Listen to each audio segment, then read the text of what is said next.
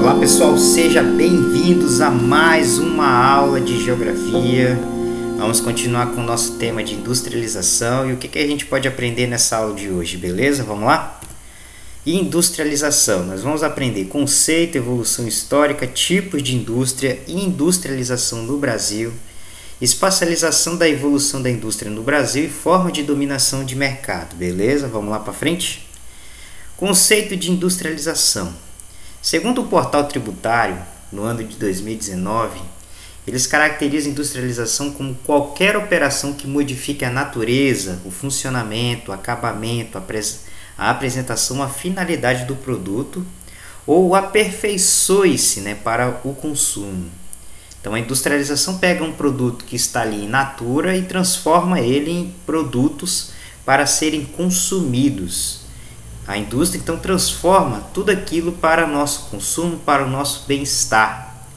E aí então nós vamos ver que a indústria também pode ser aqui exercida sobre a matéria-prima ou produto intermediário em porte na obtenção de uma espécie nova. A indústria tem o poder de transformar produtos. Aqui importe em modificar, aperfeiçoar ou de qualquer forma alterar o funcionamento, utilização, o acabamento, a aparência do produto. Quando eles fazem essa modificação, aperfeiçoamento com acabamento e aparência, a gente chama isso de beneficiamento, E ainda assim, o conceito de industrialização também vai pela questão de que consiste na reunião de produtos, peças ou partes e de que resulte em um novo produto ou unidade autônoma, ainda que sob a mesma classificação fiscal. Aqui importa alterar a apresentação do produto pela colocação da embalagem, ainda que em substituição da original, salvo quando a embalagem colocada se destine apenas ao transporte da mercadoria, que a gente chama de acondicionamento ou reacondicionamento. Também aqui exercida sobre o produto usado ou parte remanescente de produto deteriorado ou inutilizado. Aí é o que a industrialização faz? Renova ou restaura o produto para a utilização. Aí a gente fala do processo de renovação ou recondicionamento. E quais são os tipos de indústrias que a gente tem no mundo? Nós temos as indústrias clássicas, que são aquelas que formaram inicialmente todo o processo industrial, que aí a gente coloca aí os países como a Inglaterra, a França e os Estados Unidos, que são o que a gente chama de países pioneiros da industrialização. E o que estão até hoje, movendo toda a questão industrial sobre o mundo. Hoje a gente está vivendo o período da renovação industrial, agora a era dos robôs, da biotecnologia e assim diante. Então eles ainda continuam sendo os maiorais na industrialização. O outro tipo de industrialização que a gente tem é a planificada. É que chegou tarde, mas conseguiu se bater de frente a frente com a indústria clássica, que é justamente as indústrias chinesas, soviéticas, as cubanas, que têm o mesmo aparato tecnológico, o mesmo aparato científico, não tem nada a ver com a tardia ou periférica. Eles ainda estão até na vanguarda, juntamente com a clássica, no processo industrial. Veja a China. A China hoje é considerada a maior fábrica do mundo, compete de frente com essas indústrias já tradicionais, como Inglaterra, França e principalmente os Estados Unidos. A Rússia tem hoje um papel industrial menor, mas ainda assim poderosíssima. E Cuba, a gente pode colocar a indústria farmacêutica e médica, que bate de frente com as indústrias clássicas. A tardia ou periférica é essa que vem da década de 50 para cá. E aí engloba todos os países que tem esse processo industrial mais tardio, ou até uma industrialização periférica. São aqueles que chegaram por último na fila, tá certo? Que aí a gente coloca Brasil, Argentina, México, Paquistão. Nem a Índia pode mais ser considerado industrialização tardia ou periférica. Ela já está num processo quase que planificado, uma segunda industrialização mais sofisticada do que até a do Brasil, da Argentina e do México e assim diante. E aí nós temos os estágios da evolução. Como é que a gente chegou até essa industrialização atual? Nós temos três tipos de atividades que vão fazer com que ocorra, né, a modificação da Revolução Industrial, que eu já falei nas aulas anteriores. O primeiro estágio, né, de uma atividade industrial, que foi o processo de concretude, né, da Revolução Industrial, foi a atividade artesanal, tá? Que vai desde a Antiguidade até o século XVII. E o que a gente tem aqui do artesanato? O artesanato é aquela atividade que tem a ausência de divisão do trabalho. O que significa isso? O trabalho ele é manual, individualizado, tá certo? Os instrumentos de trabalho são simples, que pertencem ao próprio trabalhador. Os preços dos produtos são altos porque temos uma pequena produção, menos produtos em um intervalo de tempo muito grande, ou seja, uma produção muito demorada. E pela pouca produção, a burguesia achava o artesanato uma atividade muito ruim. Lembra da burguesia lá nas aulas anteriores? Não sendo viável para os seus interesses econômicos e políticos. O que o artesanato é? O artesanato é o próprio dono, né, do negócio. Ele sabe de todos os processos da fabricação. Ele sabe de todo o processo industrial, o dono, o artesão. E o artesão ele é dono da sua força de trabalho, o artesão ele é dono do seu maquinário, o artesão é ele que dá o valor do produto, a sua força de trabalho ela é valorizada porque ele sabe, né, todas as etapas da produção. E isso era muito ruim para quem queria uma produção em larga escala, uma produção que pudesse ser controlada, que era isso que a burguesia queria. A burguesia queria controlar o trabalho, tá certo? E controlando o trabalho, eles conseguiriam, né, ter domínio de todos os processos de produção.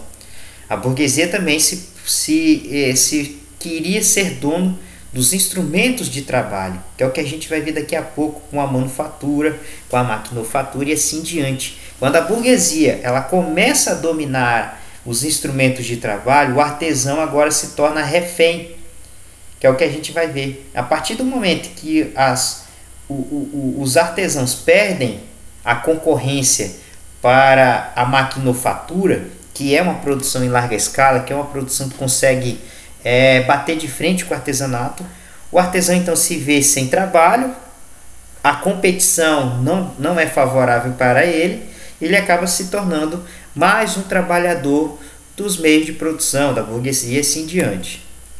A indústria manufatureira, que vai do século XVII e século XVIII. A indústria manufatureira é diferente. Você tem máquinas simples e manuais, você tem uma divisão do trabalho, quem é dono da manufatura geralmente é dono dos meios de produção, é ele que consegue dividir, né, todas as etapas entre as pessoas. Olha, você vai começar com a primeira etapa, você vai ficar com a etapa do meio, você vai estar com a etapa do final.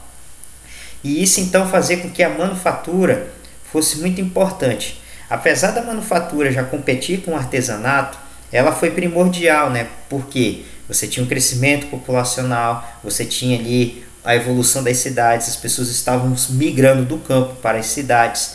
Então a atividade artesanal ela não conseguiria suprimir a grande demanda.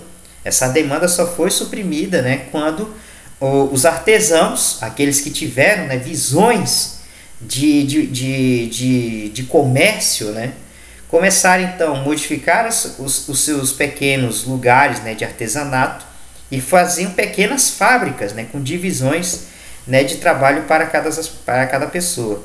Então o que acontecia? Né? Que com a manufatura a burguesia conseguiria ter mais produtos em menos tempo, mais pessoas trabalhando, mais dinheiro circulando e mais acúmulo de capital, que também era necessário.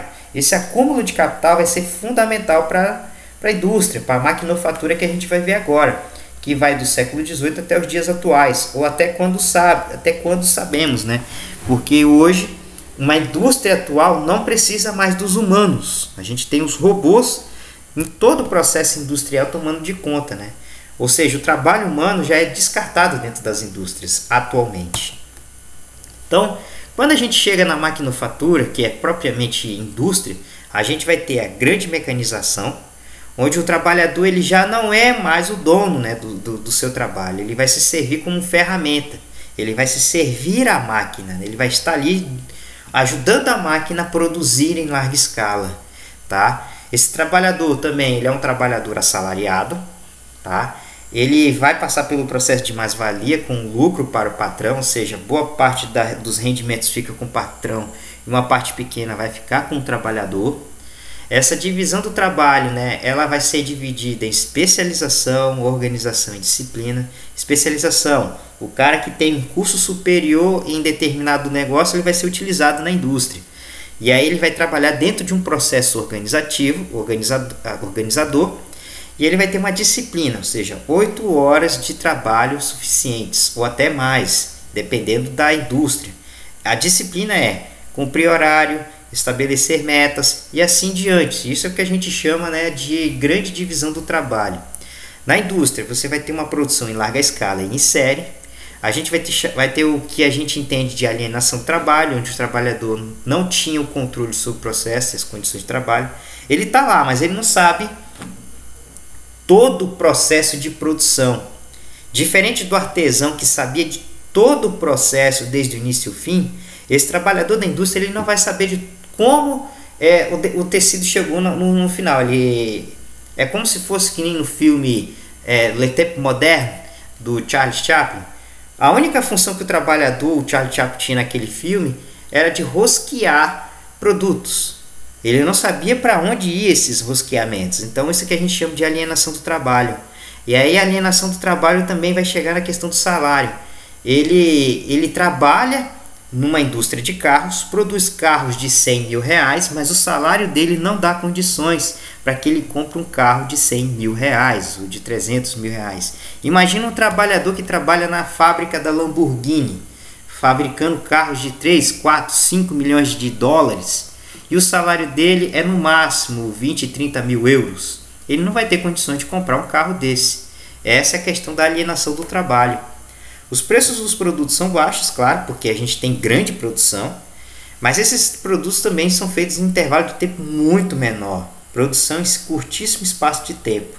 Galera, não podemos criticar totalmente a indústria ela é primordial e ela é um fator preponderante para a existência, né, e multiplicação das pessoas no mundo. Que se deve fazer, né, que todos tenham o direito de ter a posse, né, de um produto que é feito na fábrica, que é o que não acontece nos dias de hoje, entende? Então, nós vamos para o que a gente chama de evolução da indústria, né? Até 1784, a indústria era chamada de 1.0, que era a mecanização e a máquina a vapor. De 1784 até 1870, nós temos a chamada indústria 2.0, que aí sim, a gente vai ter linhas de montagem de produção em massa, muitas pessoas trabalhando nas indústrias.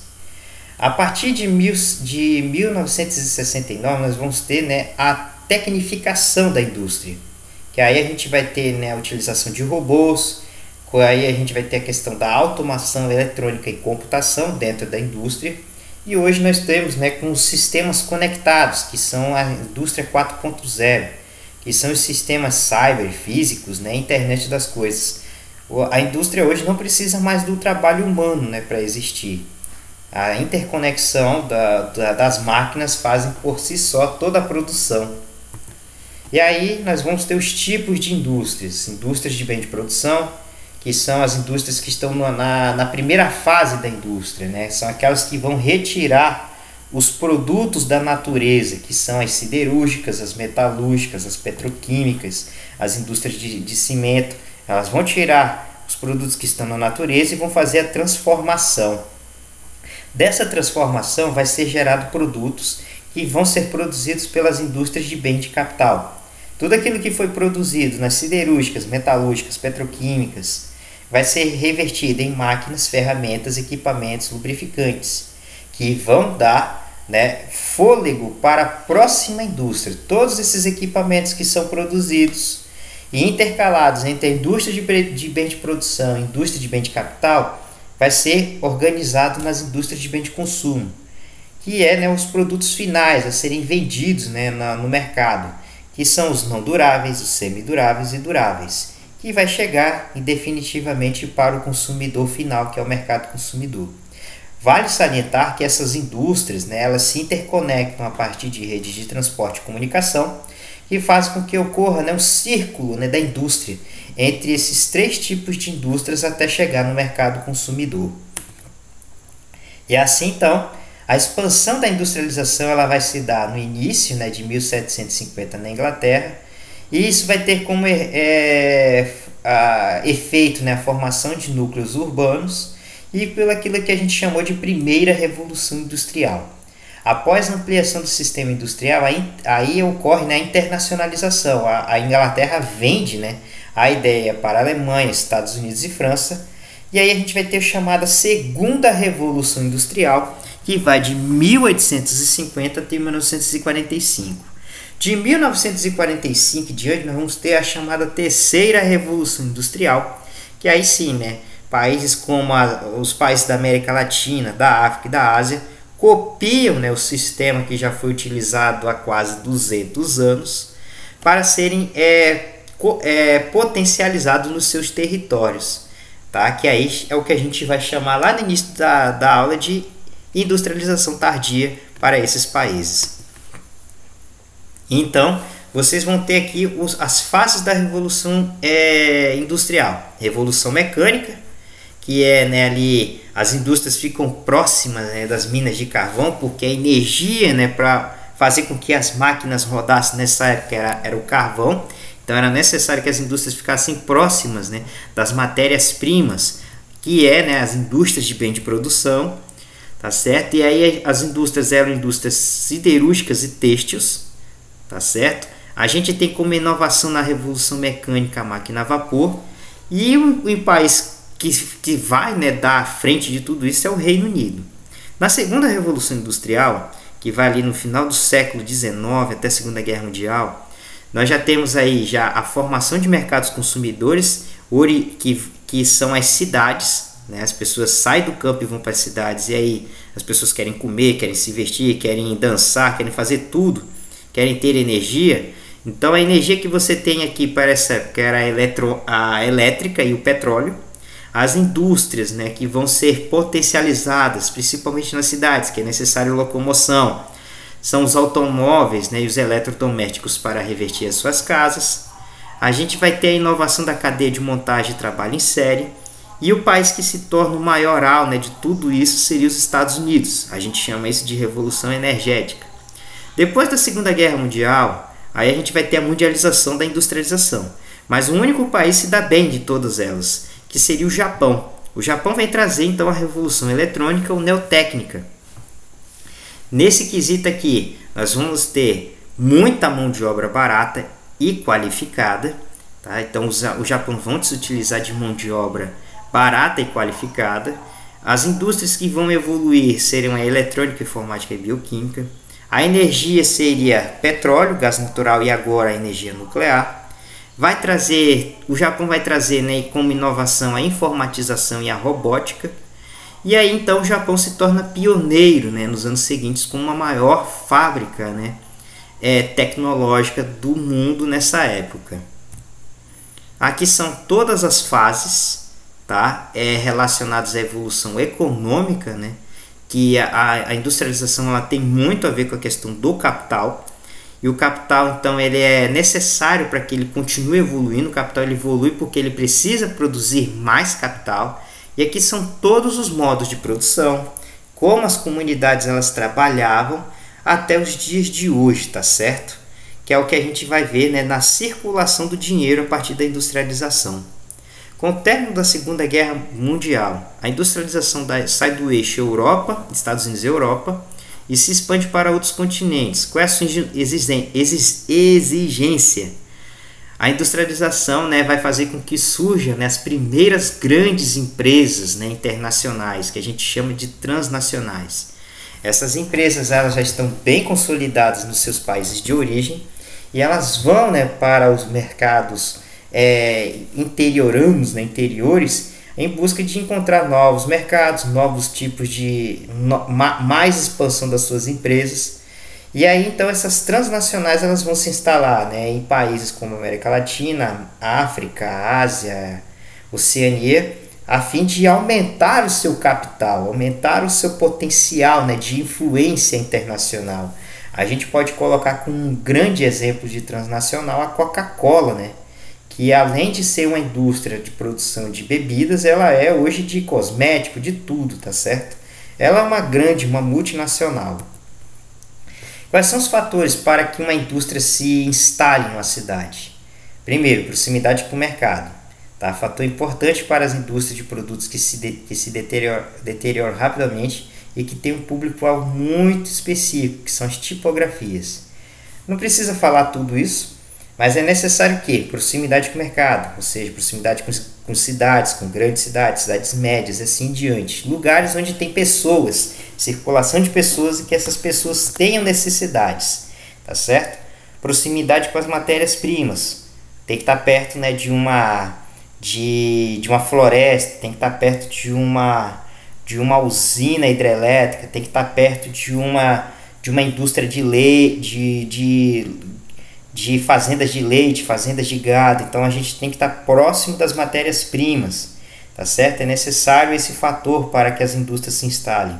Outra coisa, circulação. Essas indústrias, para elas produzirem, elas precisam de circulação, que é a proximidade dos transportes e vias de comunicação, que são essenciais para que os produtos delas saiam das áreas periféricas das cidades para os centros comerciais das cidades. Condicionantes estatais, né? Não pode ter multas. Essas empresas, quando elas se instalam, têm uma variedade de incentivos fiscais, elas não pagam impostos, elas não pagam nenhum subsídio, né, para os estados, para os municípios, para as instalarem. Preço do terreno e espaço. Quando uma indústria ela vai se instalar, possivelmente até a prefeitura cede o espaço para que ela se instale e fique ali, né, gerando trabalho, né, para para as pessoas que moram na cidade. Quando está falando de trabalho para as pessoas que moram na cidade, tem que ter mão de obra. Essa mão de obra ela pode ser não qualificada, como também ela pode ser extremamente qualificada. As indústrias também adoram fechar projetos com institutos federais, com universidades, né? E assim elas vão permanecendo no lugar, né? Quando todos esses fatores combinam-se no espaço, aí a indústria ela vai sim se instalar em determinadas cidades. E como se dá então essa distribuição espacial da indústria? As indústrias de pontas elas estão instaladas, né, justamente ali na Europa Ocidental, nos Estados Unidos, no Japão e nos novos países industrializados. São as grandes áreas industriais do século XXI. Tá? Existem algumas áreas recentes, como a Turquia. São Paulo também já é uma região já tradicionalmente industrial. E aqui vocês estão vendo, né, os polos industriais tradicionais que a gente tem até os dias de hoje. E aí então, os Estados Unidos, né, da América, eles são os principais pontos, são eles que têm a indústria de ponta, certo? Enquanto que a América do Sul e a América Central, né, já tem as indústrias periféricas. Enquanto os Estados Unidos mexem com alta tecnologia, a gente vai mexer com recursos energéticos, empresas têxteis, de calçados, que não necessitam, né, de um aparato tecnológico de ponta.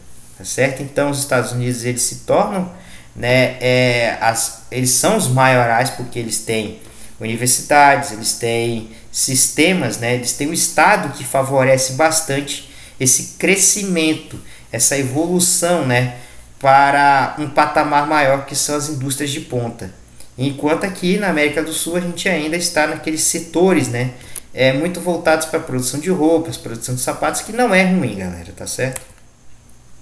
A Europa também, indústria de ponta, produção de mercados de produtos altamente tecnológicos.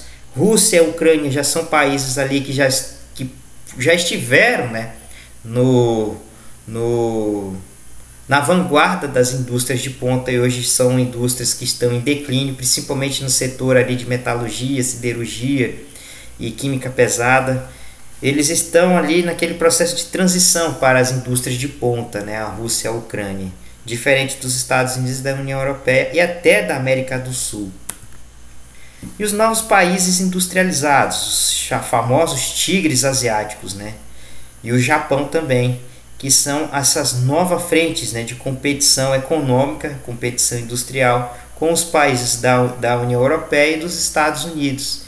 Né? Aí a gente bota aí como destaques Hong Kong, Singapura, Coreia do Sul, Taiwan, a Coreia do Sul, que vão rivalizar em qualidade, em produção com esses países com esses países da Europa e dos Estados Unidos.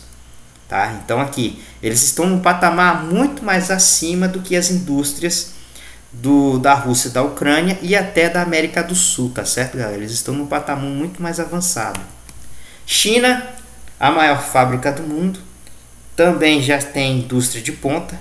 Podemos considerar a China, né, um país já de industrialização do modelo clássico. Eles são os poderosos e vão ser a maior potência econômica já nessa década.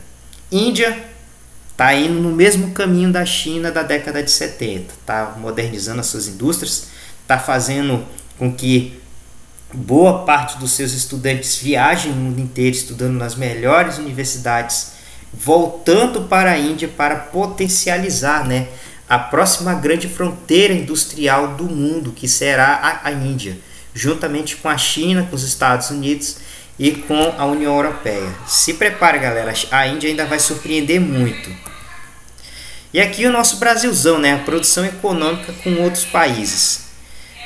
O Brasil até 2000 rivalizava, né, com países poderosíssimos, né, mas hoje está num patamar muito menor.